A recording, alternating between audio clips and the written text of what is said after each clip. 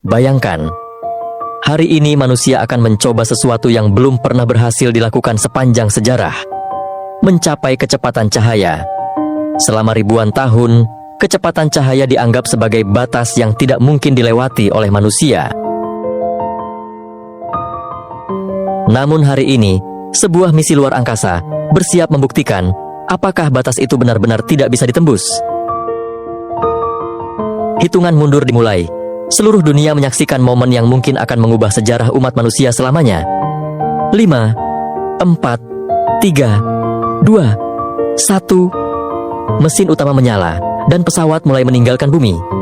Dalam hitungan menit, atmosfer bumi berhasil dilewati. Kini, perjalanan menuju batas fisika benar-benar dimulai. Mesin terus meningkatkan tenaga. Kecepatan pesawat bertambah sedikit demi sedikit, jauh melampaui kendaraan tercepat yang pernah dibuat manusia.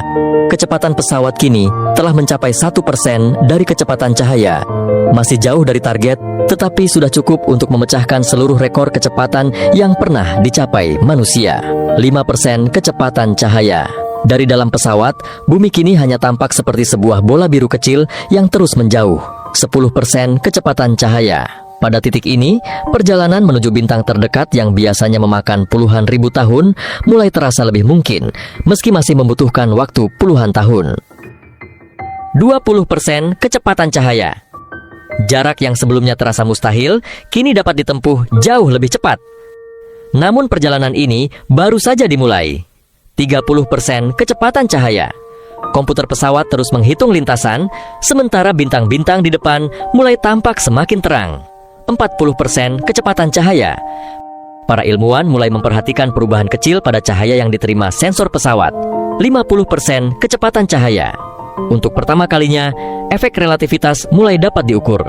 Cahaya di depan pesawat tampak sedikit berbeda dari sebelumnya. 60% kecepatan cahaya.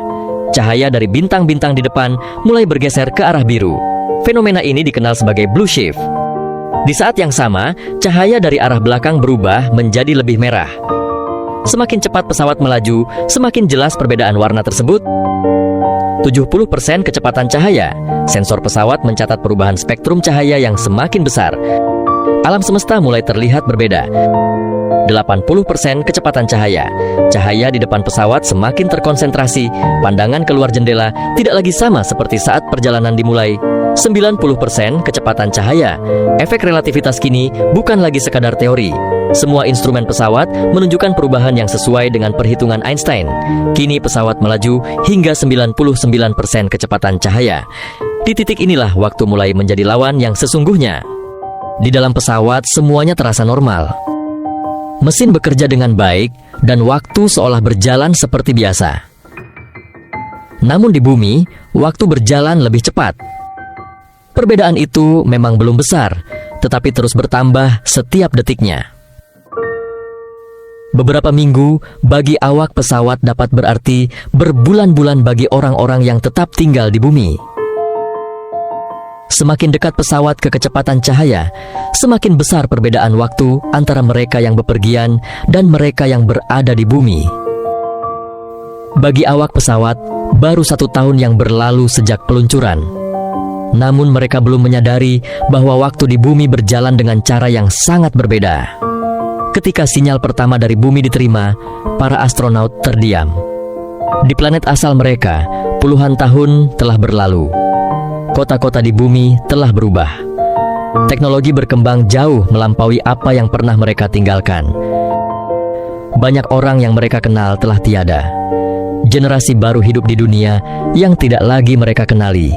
Inilah yang disebut dilatasi waktu. Semakin cepat kamu bergerak, semakin lambat waktu berjalan bagimu dibandingkan orang lain. Artinya, perjalanan menuju bintang-bintang mungkin hanya terasa beberapa tahun bagi para astronaut, tetapi bisa memakan waktu ratusan tahun bagi bumi. Kecepatan pesawat kini mencapai 99,9% dari kecepatan cahaya. Setiap tambahan kecepatan membutuhkan energi yang jauh lebih besar dibanding sebelumnya. Mesin terus bekerja pada tenaga maksimum. Namun kenaikan kecepatan mulai melambat meskipun energi yang dikeluarkan terus bertambah. 99,99%. Angka di komputer terus bertambah, tetapi semakin lambat mendekati batas akhirnya. Semakin dekat ke kecepatan cahaya, semakin sulit pesawat memperoleh tambahan kecepatan. Seolah ada dinding yang tidak terlihat di depan mereka. Para ilmuwan akhirnya menyadari kenyataan yang telah diprediksi lebih dari 100 tahun lalu. Kecepatan cahaya bukan sekadar target, tetapi sebuah batas alam semesta. Tidak peduli seberapa kuat mesinnya, pesawat itu tidak pernah benar-benar mencapai kecepatan cahaya. Angkanya hanya semakin mendekat, tanpa pernah menyentuh batas tersebut. Lalu muncul satu pertanyaan besar. Jika manusia tidak bisa mencapai kecepatan cahaya, bagaimana dengan cahaya itu sendiri? Cahaya tersusun dari partikel yang disebut foton.